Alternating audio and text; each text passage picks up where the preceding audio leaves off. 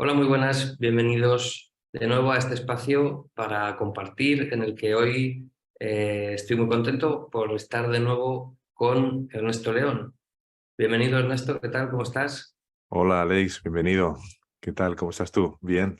Una gran alegría, como siempre, estar aquí contigo. Ernesto León es el responsable de la escuela Yo Soy Tú Mismo. Muchos ya lo conoceréis. Como este vídeo va a estar en los dos canales, pues bueno, yo también me presento. Yo soy Alex Zoreda, el director responsable de la Escuela Zoreda, una escuela en la que llevamos a cabo cursos, clases y la difusión del Tai Chi y el Qigong, también del Kung Fu, pero sobre todo estamos centrados un poco más hoy en el tema del Qigong y vamos a hablar sobre el cuerpo, o ese va a ser el título un poco de la charla, el cuerpo como puerta de acceso, digamos, al autoconocimiento. Así que no se me ocurre nadie mejor para hablar de esto que tú, Ernesto León. Bueno, pues igualmente. Creo que el trabajo que Alex realiza, ¿no? Con relación al cuerpo y su conexión con la mente es extraordinario y es una alegría compartir contigo este rato. Y bueno, pues sabemos que el cuerpo en la tradición milenaria china, ¿no? Se habla de cómo el cuerpo puede ser enfocado como una herramienta eh, que propicie el que la energía chi, que la tradición de la Advaita, ¿no? Se conoce como la Shakti, es la energía dinámica de lo espiritual, del espíritu, de la conciencia, para darle al cuerpo un cometido y una dirección que puedan facilitar y propiciar desde una vida más elástica, ¿no? Más flexible, más saludable, más equilibrada en todos los sentidos.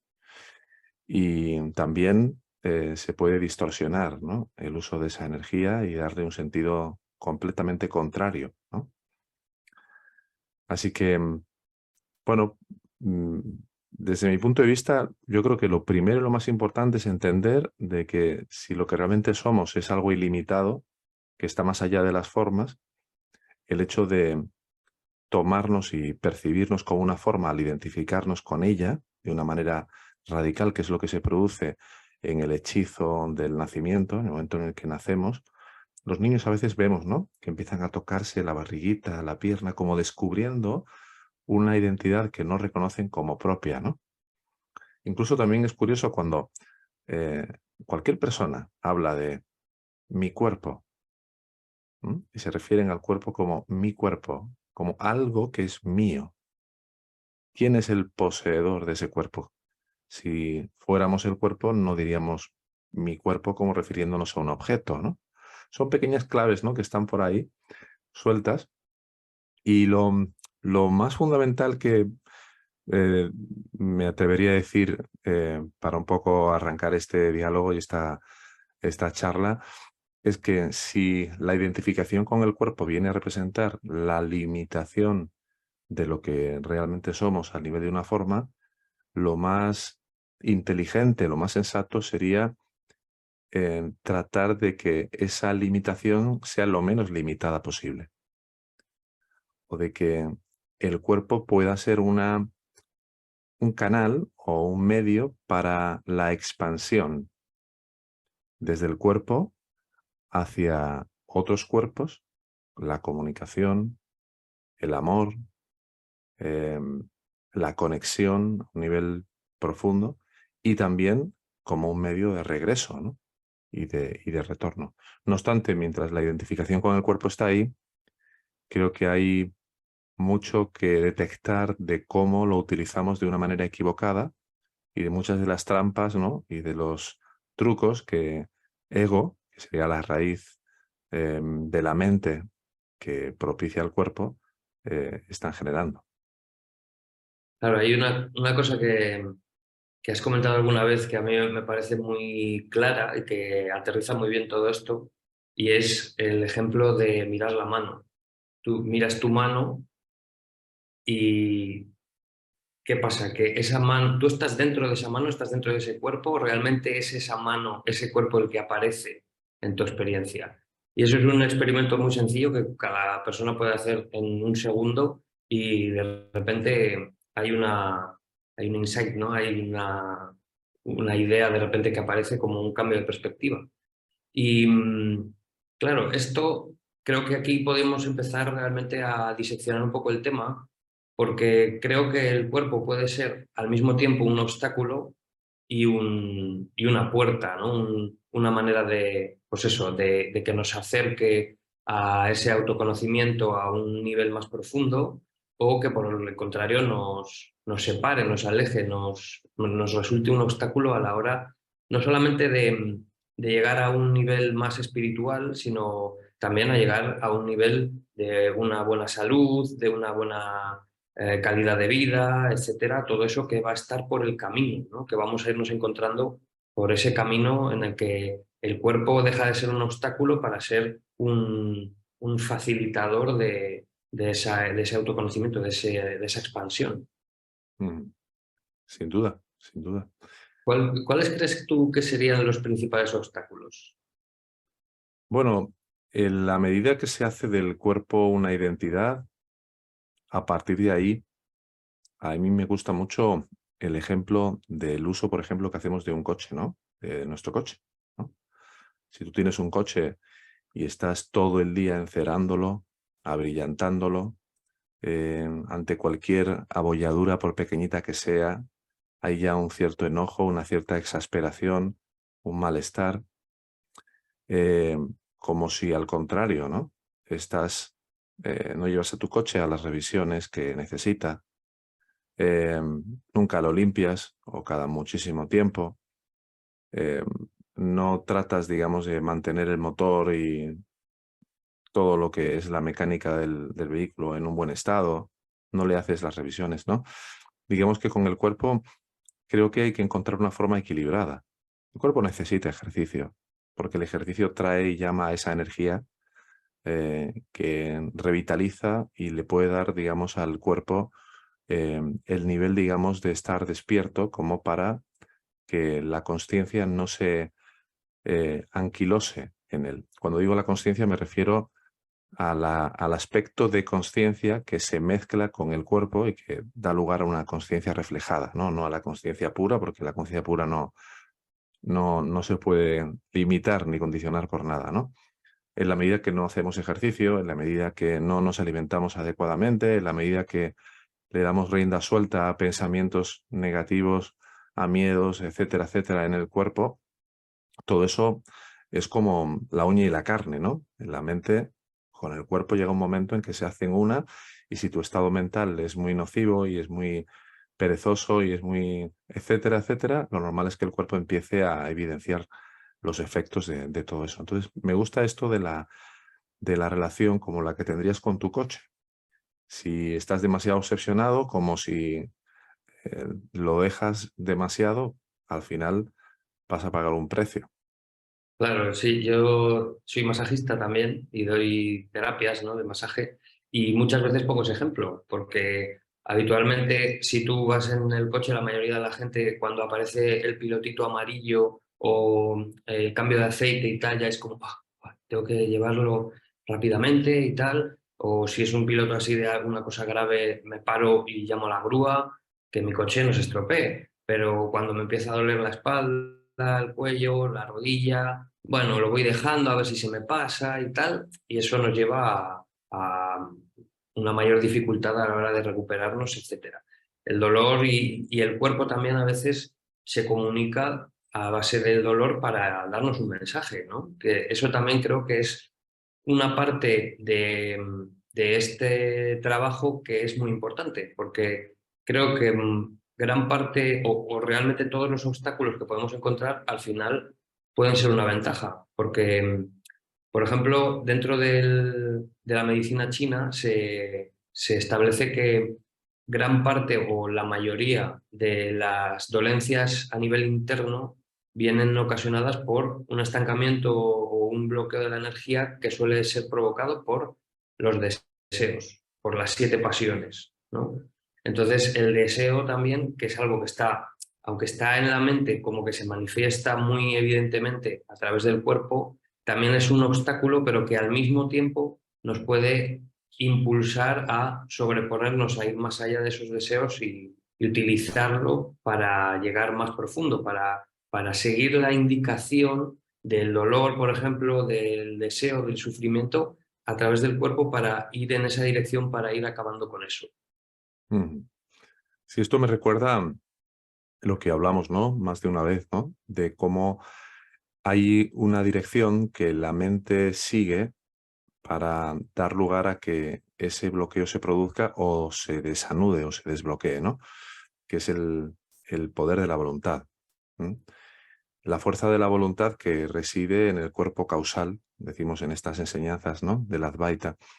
En la medida que hay una voluntad bien orientada para seguir un propósito al cual el cuerpo vaya a responder por orden de la propia mente, la cual sigue la dirección de dicha voluntad, pues puede hacer que uno lleve una vida con muchos menos bloqueos, donde el cuerpo no sea ese recipiente, casi ese basurero para mucha gente, de de todo aquel pensamiento que no sigue una dirección determinada, que no sigue un propósito determinado, y donde, bueno, pues el cuerpo termina siendo esa especie de sumidero donde se van acoplando pues todas las frustraciones, todos los miedos a la enfermedad, toda búsqueda de vigorexia a lo mejor, o de lo que decíamos, ¿no? De convertir al cuerpo en un ídolo, que hoy en día es muy habitual, ya sea por constantemente estar embelleciéndolo o todo el tiempo haciendo ejercicio de una manera extrema, ¿no? Entonces, es muy importante ver cuál es la voluntad y la intención que hay de mi parte y las inclinaciones que tienen como resultado final el cuerpo. Cómo afectan, cómo lo somatiza el cuerpo, cómo recoge el cuerpo toda esa intención al nivel de mi voluntad. Claro, también está la sexualización y bueno, un sinfín de afecciones, digamos, que pueden, que están hoy en día muy presentes y que prácticamente constituyen una epidemia, una pandemia de verdad, ¿no? Porque afectan a la gran mayoría de las personas. Y en esto también podríamos meter el tema, por ejemplo, de la ansiedad, del estrés, todo eso que también se manifiesta a través del cuerpo y el cuerpo me avisa, ¿no? Yo creo que es un indicador de hacia dónde debo prestar atención, ¿no? Porque sin obsesionarme con ello, creo que es una manera de eso, de llamar mi atención para ir a solucionar un escollo, ¿no? Ujú. Una barrera. Normalmente la mayoría de las personas suelen responder así cuando empiezan los dolores, cuando empiezan las contracciones, cuando empieza alguna lesión, empiezan a despertarse un poco a la idea de que a lo mejor hay algo que no está funcionando adecuadamente a mi nivel mental, como para que el cuerpo esté constantemente yendo al taller, ¿no? Ahora que hablamos de coche, ¿no? Lo ideal sería no tener que vivir tantos efectos de una manera distorsionada de percibirse a uno mismo y por lo tanto de percibir al cuerpo y poder tomar conciencia antes, ¿no? Y en este sentido, pues creo que hay vías y maneras más o menos, eh, digamos, adecuadas y otras que se desvían un poquito más de lo que sería lo más puro desde un punto de vista de lo que tiene un sentido profundo detrás, de mayor peso. No sé, por ejemplo, en el caso del Tai Chi o del Qigong, si tú ves que hay diferentes formas de enfocar esa energía del Qi, que sean más adecuadas, menos adecuadas. Ahora me imagino que también diferentes distorsiones, ¿no? De cómo abordar eso.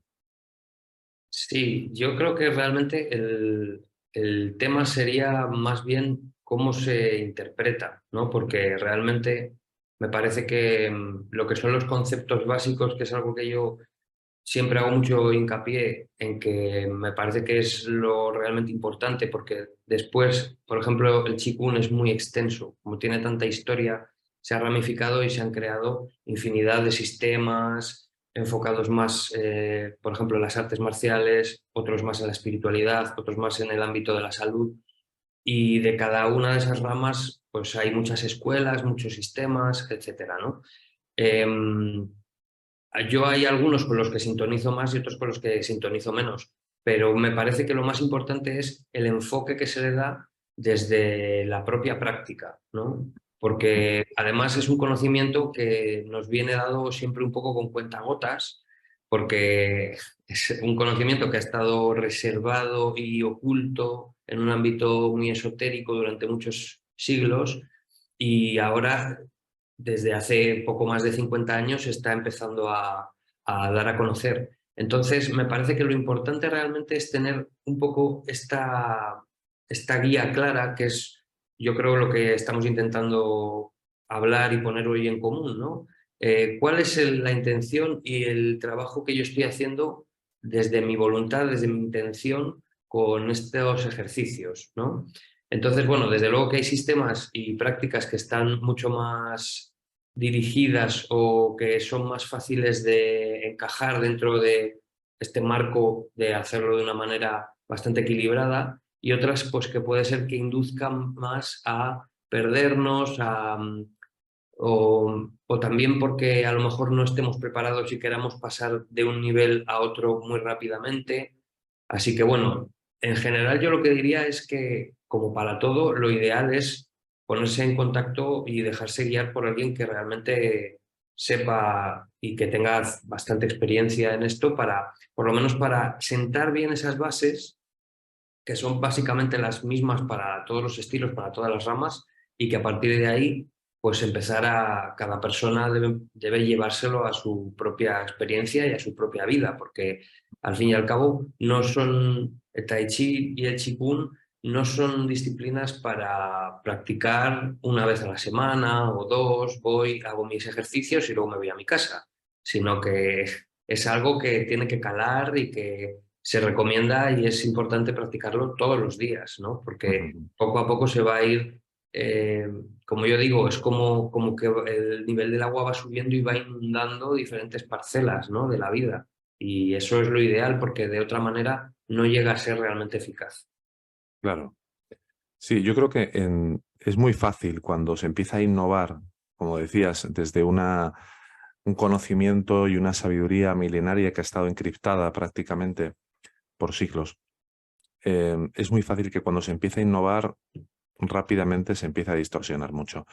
En el Advaita, por ejemplo, se ve. Hay gente que a lo mejor al escuchar este vídeo y que haya leído mucho sobre sabios, ¿no? La India, en un nivel, digamos, muy eh, ayata, que se llama, que es el nivel elevado donde solo se habla de que somos lo absoluto, no somos el cuerpo.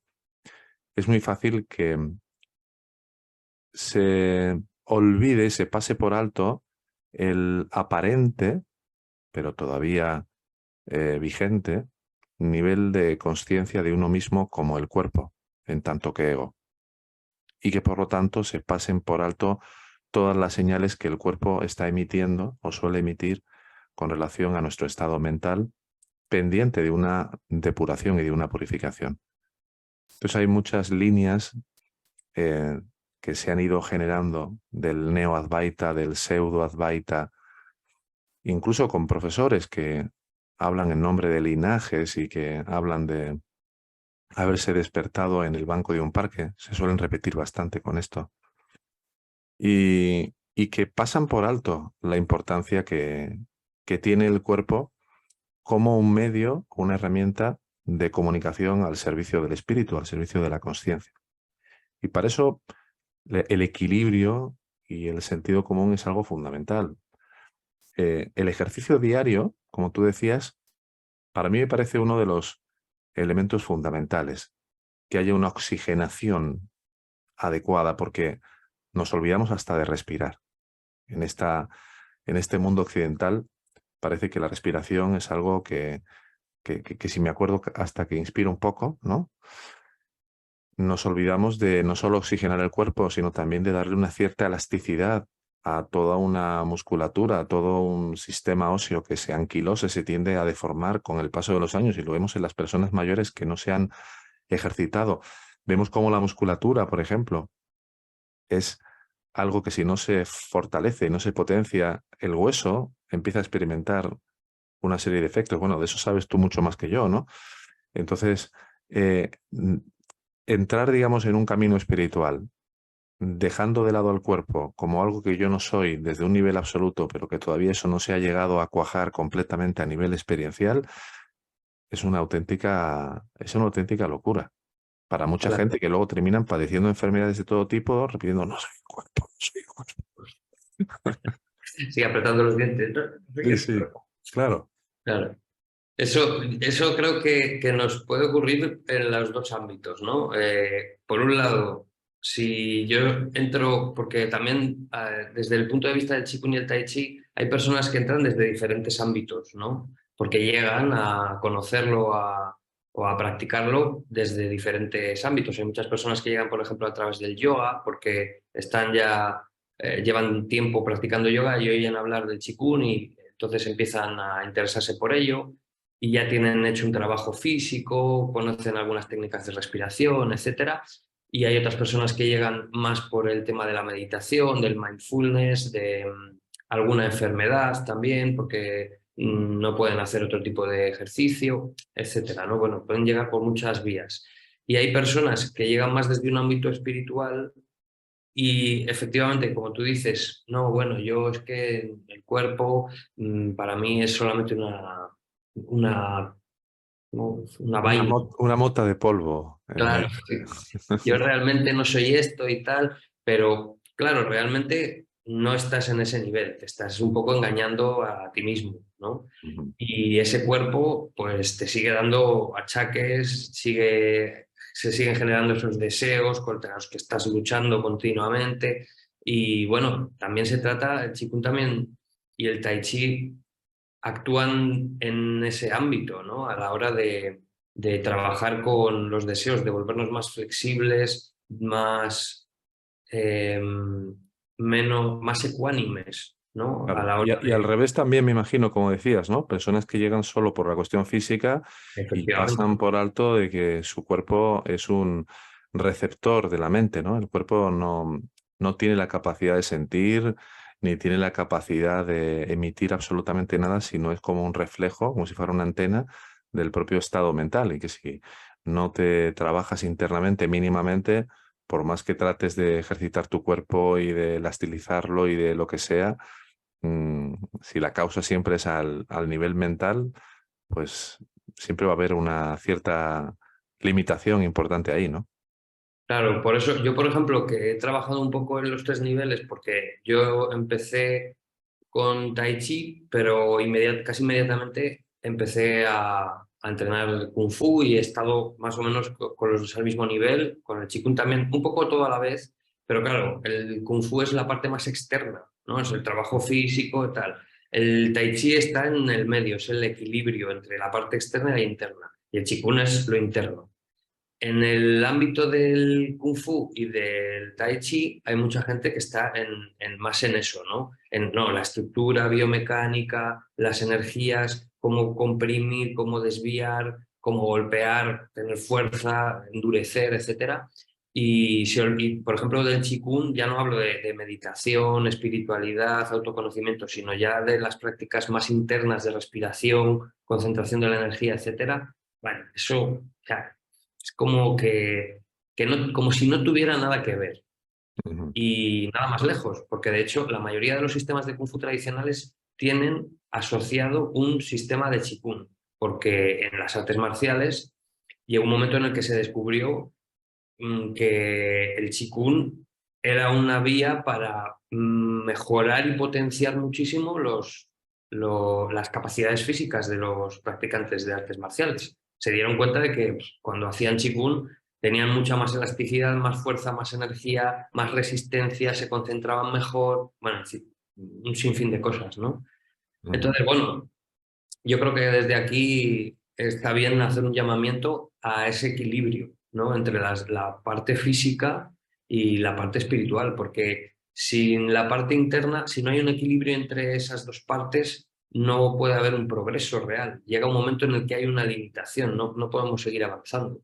Y en todos vamos, todos los maestros que yo puedo llamar maestros que he conocido y de los que he leído y de los que me he alimentado un poco, insisten y siempre ponen un énfasis en que hay que hacer un trabajo interno y que tiene que haber un trabajo de meditación, de autoconocimiento, de autoobservación, de autoinvestigación. Y eso se puede hacer a diferentes niveles. No hace falta que nos sentemos como un yogui y nos quedemos 5 horas meditando, sino que poco a poco dentro de la propia práctica se va estableciendo una serenidad y si hay un interés, aplicando eso en una práctica diaria, poco a poco, que se va expandiendo, ¿no? Sí, porque además eso va imbuyendo a todo el sistema físico, a todo el sistema nervioso, el estar verdaderamente en una conexión con tu verdadera naturaleza, con tu verdadera identidad, aprender a permanecer internamente en ese estado de conciencia, de tu referencia interna o de tu conciencia interior, va haciendo que no necesites sentarte 5 horas en ningún monte, en ninguna montaña, en ninguna cueva, sino poder estar haciendo una vida completamente normal, en un estado autocentrado, absolutamente firme y poderoso, poderoso en el sentido de, de que no hay mayor poder que el espíritu en el cual uno se reconoce internamente, y que luego a nivel externo todo sea un reflejo de ese poder interior y de esa profunda fuerza interna. ¿Qué va a ocurrir, por ejemplo, con alguien que esté bien y verdaderamente erigido en su verdadero ser? Que no va a ir a comer compulsivamente, por ejemplo. Su relación con la comida va a variar y va a cambiar enormemente. No va a comer por hambre emocional para mitigar insatisfacciones o frustraciones. Agradecerá cuando se ponga delante de un plato. Comerá con mesura. ¿Cómo será su ejercicio?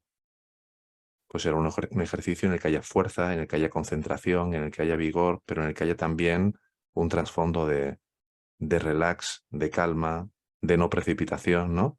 Todo eso me imagino que tú lo apreciarás en tus estudiantes, ¿no?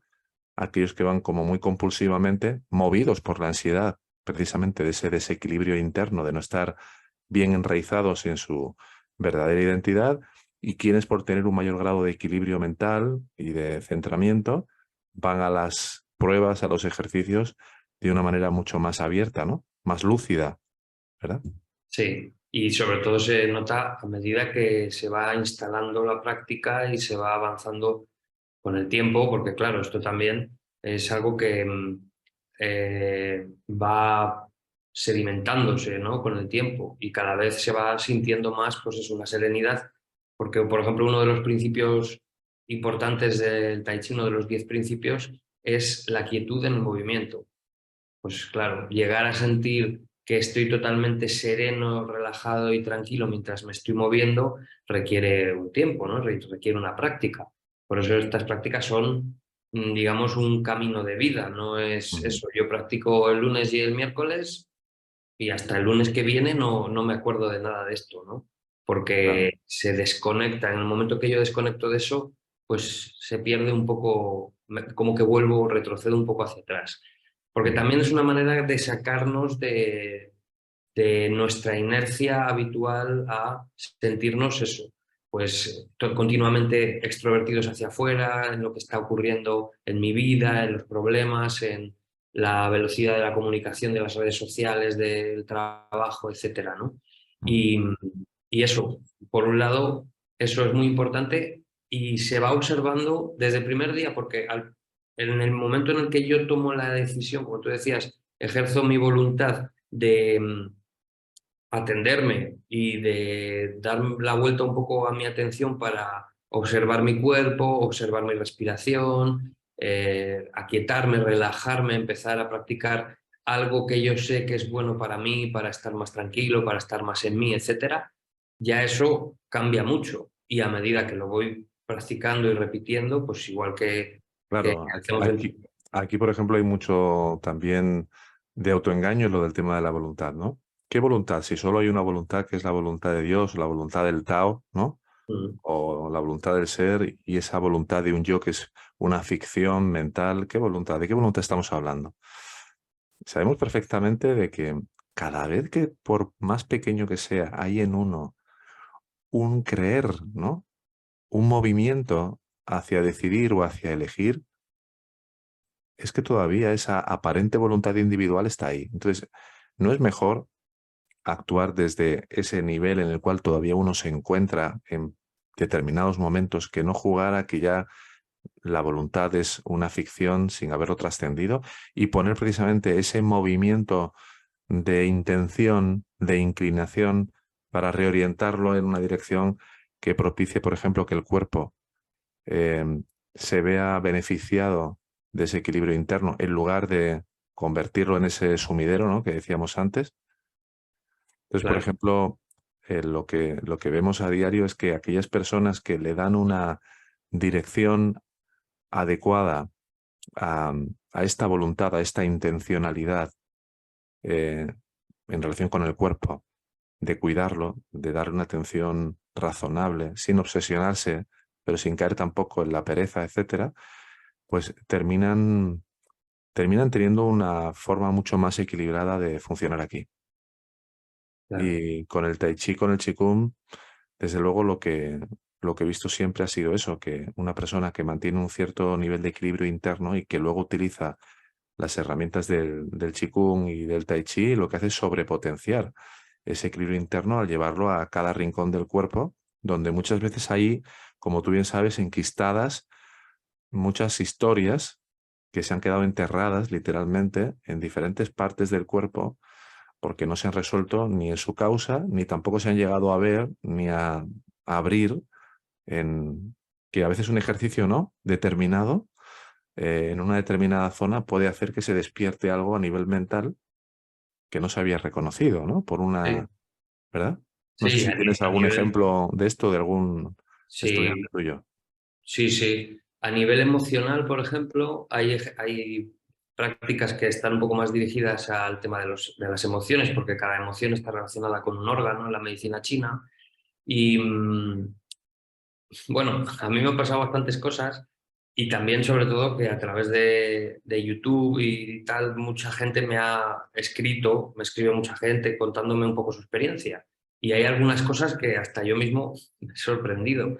Pero bueno, simplemente cosas como en una clase, por ejemplo, en una primera clase de una persona que nunca ha practicado Qigong ni nada de eso, de repente, en un momento dado de la clase, ponerse a llorar o, bueno, marearse, y eso es algo bastante común por el tema de la respiración, pero sí emocionarse o incluso también a veces salir una especie de emoción como de enfado, de mal humor, de sentirse un poco incómodos porque, claro, afloran cosas que a lo mejor no estamos acostumbrados a tratar con ellas.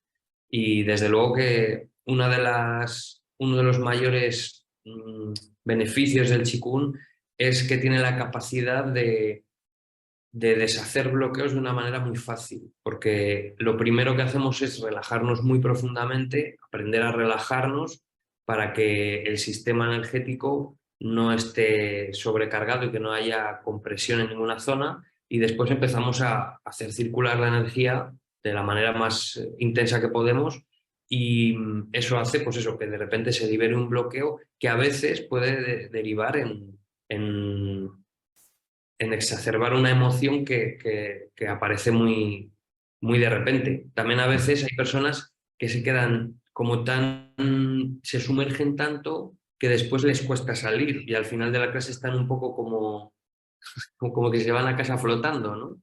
Pero Ujú. bueno, eso también depende mucho de la disposición, ¿no? De la disposición de cada persona. Muy bien. Bueno, pues nada, ha sido un gusto. No sé si te gustaría añadir algo más o... Bueno, pues nada más, como un poco como conclusión a lo mejor, recordar a los que, por ejemplo, seguís más el canal de Ernesto o habéis llegado a este vídeo por algo más relacionado con el autoconocimiento, la espiritualidad, un nivel más, digamos, más profundo, ¿no? Que sepáis que las prácticas físicas, ya no solamente digo el Qigong, el Tai Chi, sino hacer un cuidado del cuerpo, de escucha del cuerpo, de hacer un ejercicio diario o prácticamente diario, es algo que nos va a facilitar el seguir profundizando y que el cuerpo tampoco se convierta en un obstáculo, porque cuando el cuerpo está bien, deja de llamar tanto nuestra atención para que podamos dedicarnos más a ese cultivo espiritual. Y para los que estáis un poco en el otro ámbito y creéis que esto de la espiritualidad es, bueno, una cosa que no tiene nada que ver, pues simplemente os invito a que le deis la oportunidad a hacer una pequeña meditación diaria, a aquietar la mente, bueno, a informaros un poco más también sobre los orígenes del Qigong, del Tai Chi, su vinculación con el taoísmo, con la espiritualidad en general y por supuesto pues que consultéis el canal de Yo Soy Tú Mismo porque ahí hay un contenido de muchísimo valor y muy bien explicado, muy claro que podéis también aprovechar para vuestro propio conocimiento y vuestra propia búsqueda porque también quería aprovechar para decir algo y es que aunque parezca que no tiene nada que ver el Advaita y todo este camino o toda esta sabiduría que viene de la India con lo que es el Tai Chi, el Qigong que practicamos en mi escuela o que se puede practicar en cualquier otro sitio, que tiene un origen chino. Hay mucha vinculación porque durante muchos siglos el budismo ha sido la religión oficial de China y durante muchos siglos ha habido un tránsito continuo a través de la ruta de la seda, sobre todo de la India a China, y ha habido una grandísima influencia de la India en China. Sobre todo, por ejemplo, en las prácticas de Qigong ha habido muchísima influencia del yoga, del Advaita, de la sabiduría que ya venía de muchos siglos atrás y que el Qigong y la medicina china ha sabido incorporar a todas estas prácticas. Entonces, hay mucho de la sabiduría de lo que es la espiritualidad a través del budismo y de